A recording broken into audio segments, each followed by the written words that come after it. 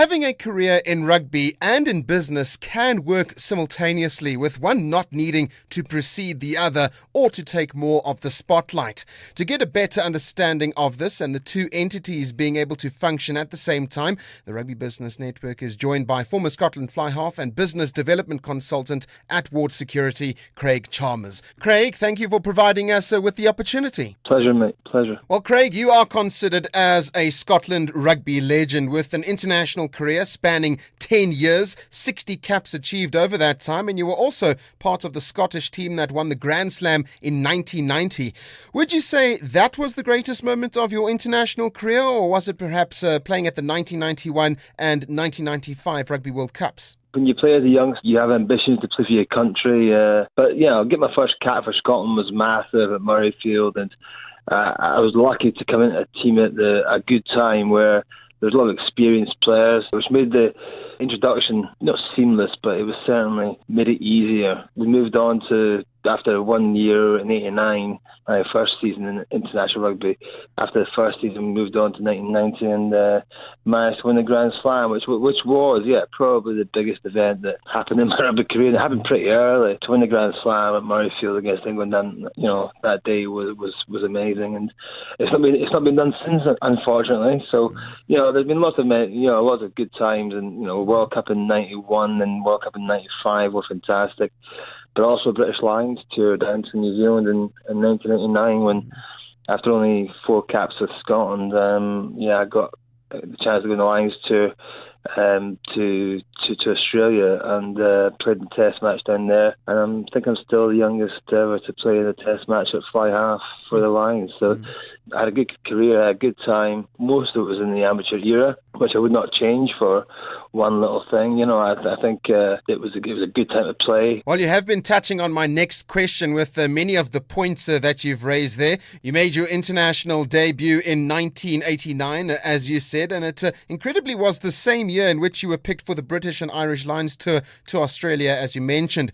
It would seem, though, that the biggest moments of your rugby career as a whole came at the start and less towards the end. Is there any regrets because of that you still hold today? Not really, no regrets. I mean, I think there was times, during, look at the World Cup in '91, we came very, very close. We could have, should have maybe been in the final against Australia. We went to New Zealand in 1990 after the Grand Slam. Should have beaten New Zealand in Auckland, winning 18-9 at half time.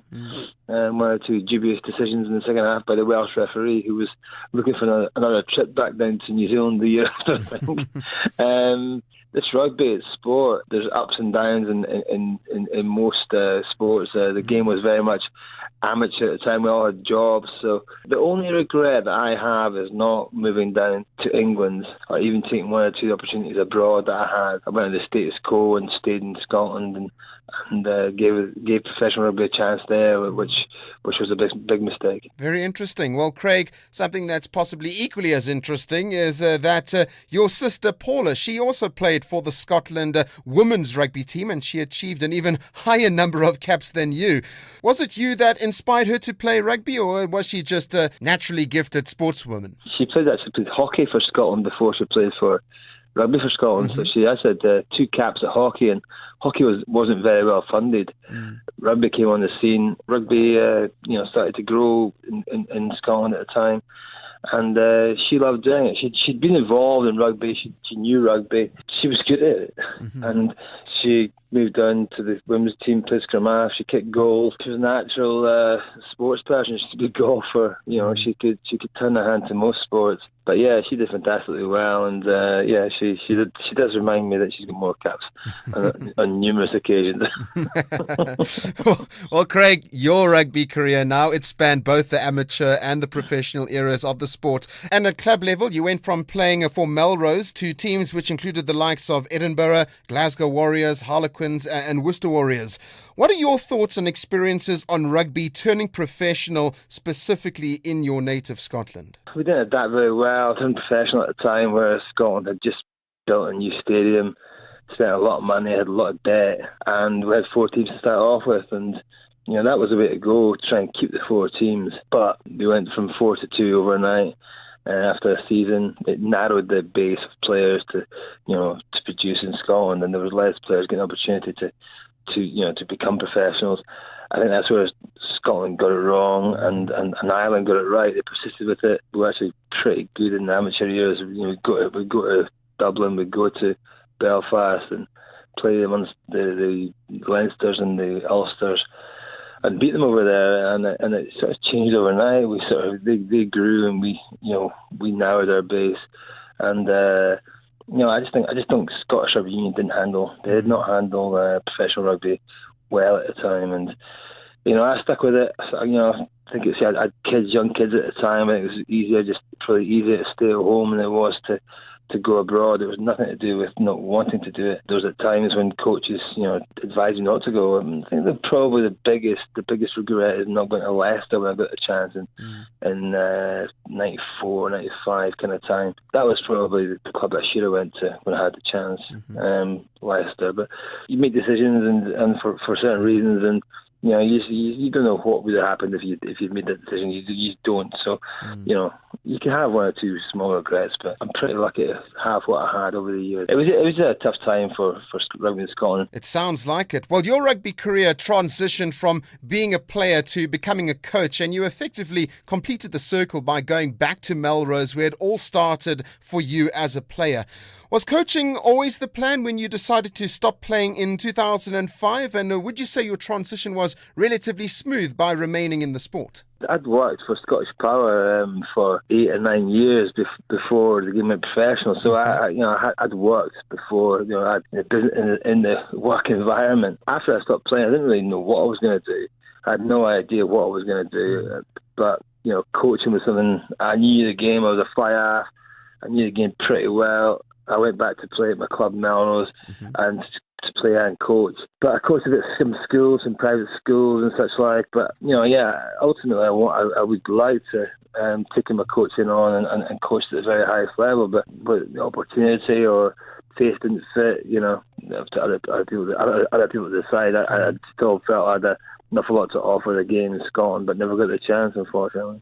Well, when your coaching career did start, during the same time, you also became a business development consultant at Portal Security Services Limited, and you're still there over 12 years later.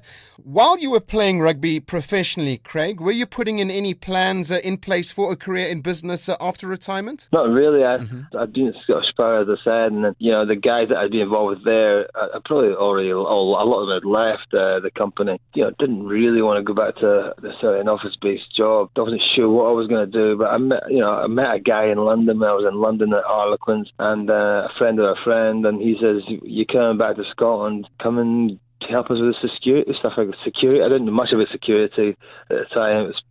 It was pretty wild security as well. There was no accreditations. There was not a lot of structure to it back in those days, but it has cleaned up an awful lot in the recent years. And listen, it was putting yourself out there, making contacts, networking, and obviously the rugby connection certainly helped because people did still recognise you from your playing days, and it made that opening of the door a little bit easier on a number of occasions, and we took that forward and made the most of it. Absolutely. Well, you are also the business development consultant at Ward Security, where you joined in 2015. Tell us a bit more about this business, and what is it about security in the business field that interests you the most? Security is massive nowadays, all across the world, with what's happening, unfortunately. But, War Security, I met the guys from War Security when I moved to London, but been with them now for just about 4 years now. So War Security are slightly different from Portal Security. They work in the FM business, the facilities management. So basically working with facilities management companies, looking after buildings throughout the UK, managing buildings, looking after the concierge. We do a range of products in the security industry, but we cover most bases.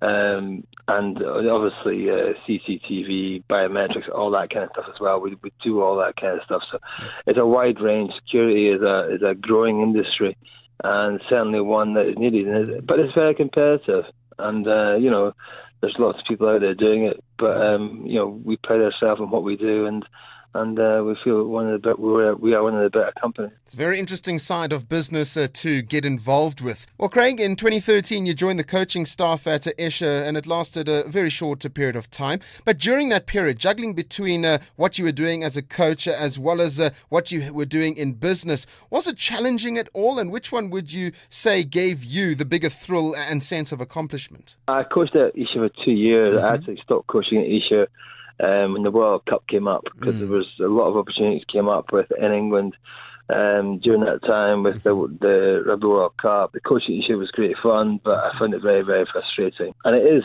tough getting a balance between both, because coaching at club level in England at that level at National 1 is time demanding. It was a difficult one for me, and I actually decided not to coach. Still miss it. I miss it massively.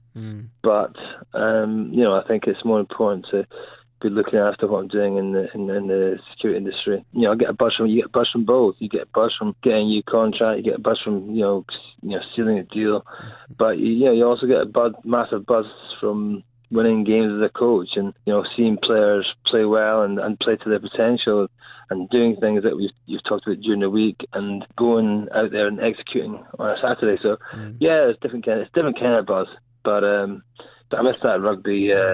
That rugby buzz, and you can't ever replace the playing side of things, but coaching is certainly the next best thing to replace that feeling. Absolutely. Craig, could you possibly share with us some of the lessons and traits you believe that you've learned from being a professional player and then a coach, and now applying it in the business environment? And likewise, what are the skills from business that can be transferred and applied to rugby? You've got to put the hours, whether that's the hours on the training field, or whether that's the hours, going around your clients, generating new business. You've got to put the hours, you've got to put the groundwork in. Once you do that, it doesn't just happen overnight. You've got to build up relationships with the people that you're working with, whether that's in a team you're playing in rugby-wise, or whether that's a company that you're trying to entice them to come and work with you, and for you to be the client.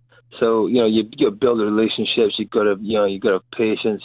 Your communication's got to be good. I think that's one word that is easily transferable across from business to rugby. You've got to communicate. If you're in a rugby team, you've got to communicate with the guys you're playing with. It's not going to work. Same business. You've got to communicate. People have got to talk to each other, and you've got to be able to listen. If you're the boss or you're the captain, you can't be telling all the time.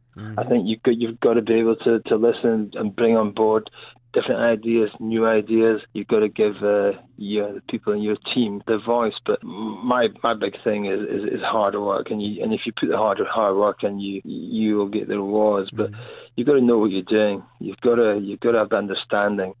Whether that's a game plan or whether that's a product you're trying to sell, and you've got to know what you're talking about. So, but look, there are so many transferable skills from rugby to business, and I think players use them pretty well on the whole. Cannot argue with that. Well, finally, Craig, with a rugby playing career that spanned over a decade, and nearly the same amount of time has been spent for you in business, what is the best piece of advice that you could offer retiring professional rugby players? It doesn't last forever, and we've all been there, and we've just thought, well, we're going to coaching, we're going to TV, there's not jobs there for everybody at the end. So, prepare, think ahead, don't presume anything is going to happen. There are only so many jobs out there in coaching, but I think if you find something you're interested in, something that you actually enjoy doing, you've got to enjoy what you're doing. And actually, I enjoyed going out and creating, winning business and meeting people and making connections.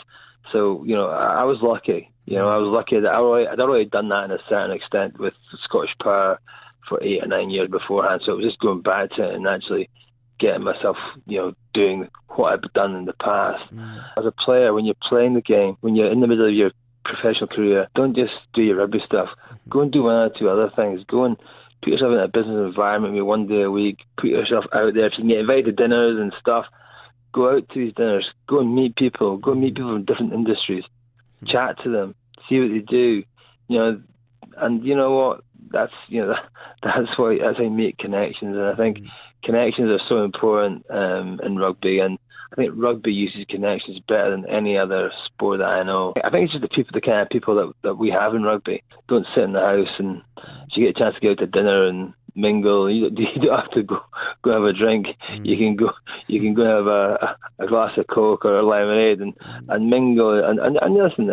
I think it just makes you a more rounded person, and I think a lot of people could do that. Making connections and pursuing what you enjoy is some great piece of advice. Well, Craig, without a doubt, rugby runs through your veins, and that transcended perfectly into your business career as well. Thank you for taking the time to chat with us at the Rugby Business Network, and we wish you well for the many years you have ahead in your business career. Thank you very much. Pleasure, mate.